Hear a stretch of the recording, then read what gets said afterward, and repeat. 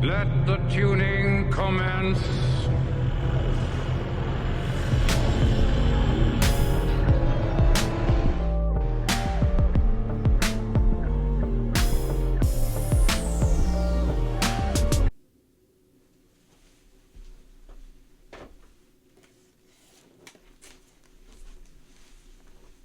Hey guys, I need to talk to you all about a movie. And it's not just any old movie, it happens to be my personal favorite, and I think it's one of the best movies of all time. That being Dark City. In fact, I would even go so far as to call it a perfect movie, as defined by Red Letter Media. That being a movie that perfectly executes what it set out to accomplish. So what makes this movie so fantastic, I can hear you all asking? Well, allow me to break it down. You are confused, aren't you? Frightened. That's all right. I can help you.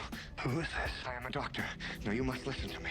You have lost your memory. There was an experiment. Something went wrong. Your memory was erased. Do you understand me? No, I don't understand. What the hell is going on here? Just listen. There are people coming for you, even as we speak. You must not let them find you.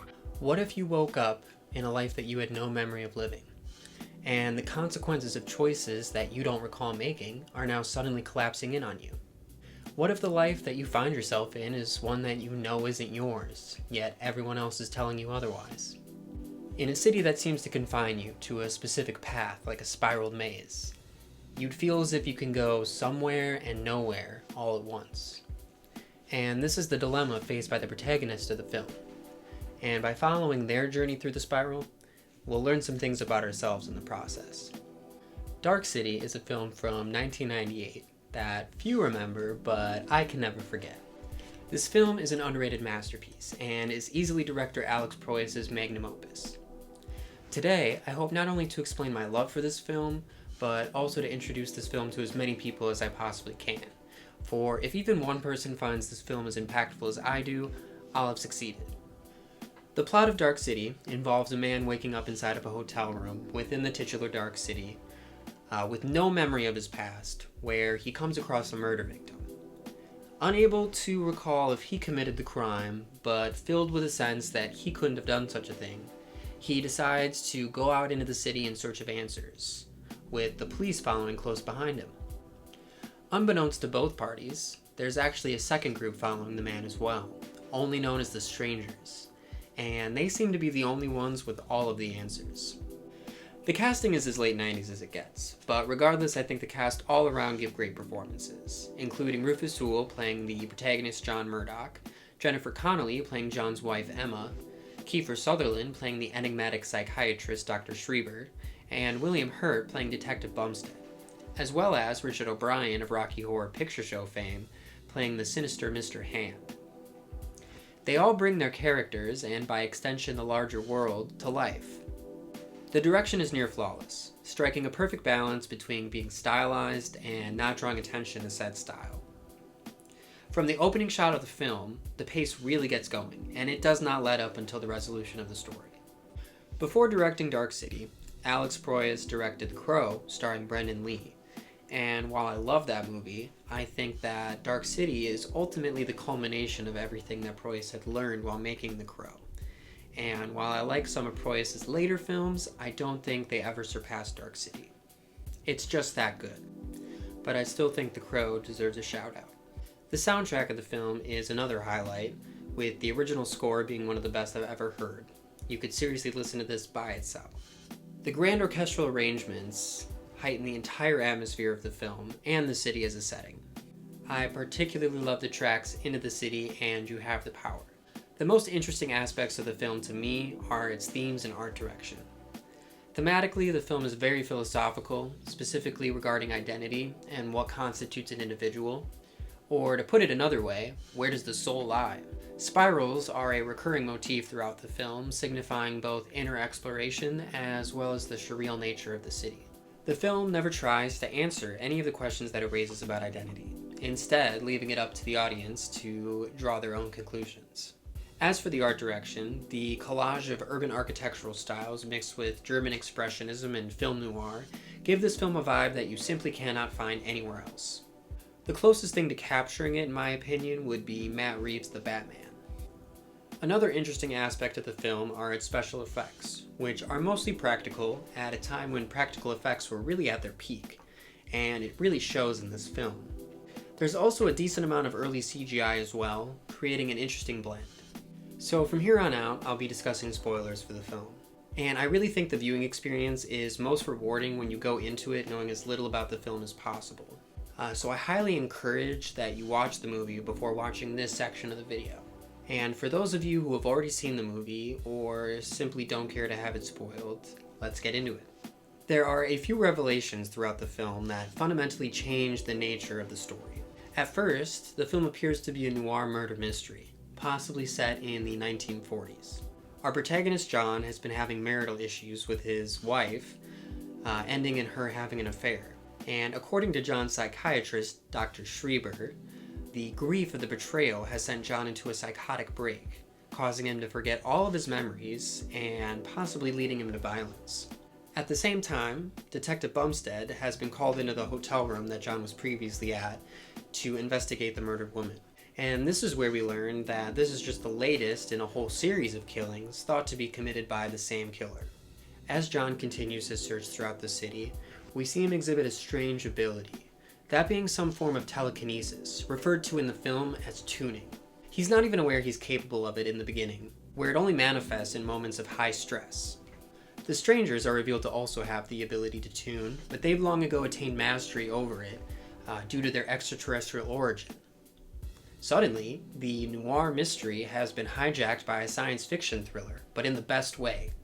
So now we know that aliens are hunting down John, and they're baffled by his newfound ability to tune, but we're really just getting started. Throughout the film, John has had flashbacks to his childhood in a place called Shell Beach, where the sun is always shining. He tries to figure out how to get there, only to discover that nobody knows how to get there. The entire film so far has been taking place during nighttime, but given that it appears to be a noir at first, you don't really think much of it. That is, until John points out himself that the nighttime has been constant, he's been awake this entire time, and he should have seen the sun by now. We also see specific times where the entire population of the city falls asleep in unison, with no explanation at first. And when everybody wakes up again, they seem to not take any notice of what just happened. Things are getting really weird, and at this point you just want to know the why behind it all. Even Detective Bumstead is beginning to question the entire nature of the murder investigation that he's leading, which ends up with him teaming up with John to try and get to the truth of it all.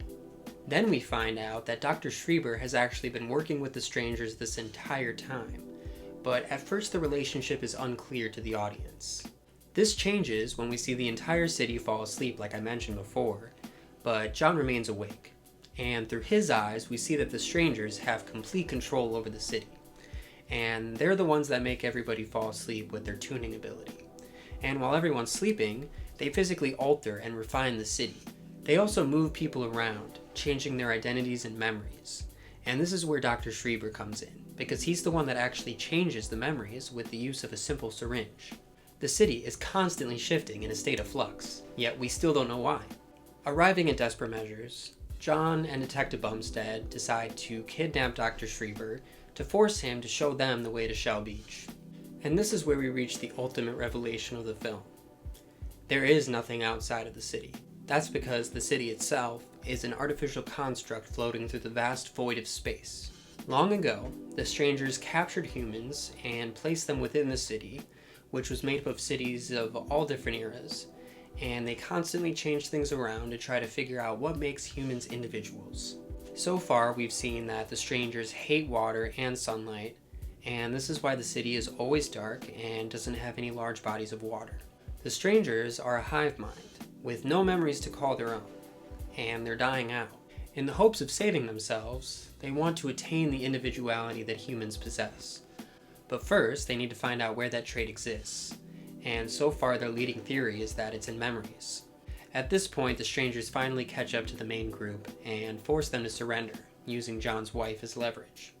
Their new plan is to inject John with the hive mind memories, forcing him to become one of them, while they get to gain his traits in return. They force Dr. Schreiber to carry out the procedure, but he manages to switch out the syringes with one of his own making. One that gives John years of memories, teaching him how to use his tuning ability and how to defeat the strangers, which he ultimately does. Now, he has the power to not only defeat the strangers, but also to control the entire city. His first order of business? Getting some water and sunlight up in this place. We even see him make Shell Beach a reality. The very next thing he does is try to go and find his wife. But he learns that the strangers changed her identity before he defeated them, and she now has no memory of him. Taking the bad news in stride, he goes out to the waterfront by himself, but bathed in sunlight for the first time in who knows how long. And he happens to bump into the woman that used to be his wife. He asks her the way to Shell Beach, and she tells him that she's actually going that way herself, and she invites him to come along with her. And so together, they depart for the beach, and the film fades to black. The end. So there's obviously a lot to unpack there. And there's so many smaller details that I didn't even bring up because this film is just so rich with substance.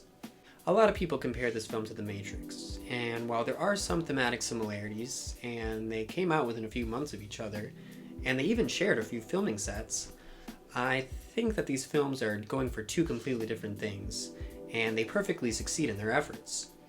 If anything, I think they're fun companion pieces, but trying to argue which one is better seems pointless to me. Dark City is a philosophical mystery with twists and thrills all the way through. If you love movies, this one's for you. And if you love wondering about the human condition, this one's for you. The film is due for a cultural resurgence, and I hope to play a small role in bringing that about. So why watch this movie? Because it'll blow your flipping mind, and you won't see anything else like it. Dark City is officially Wowza!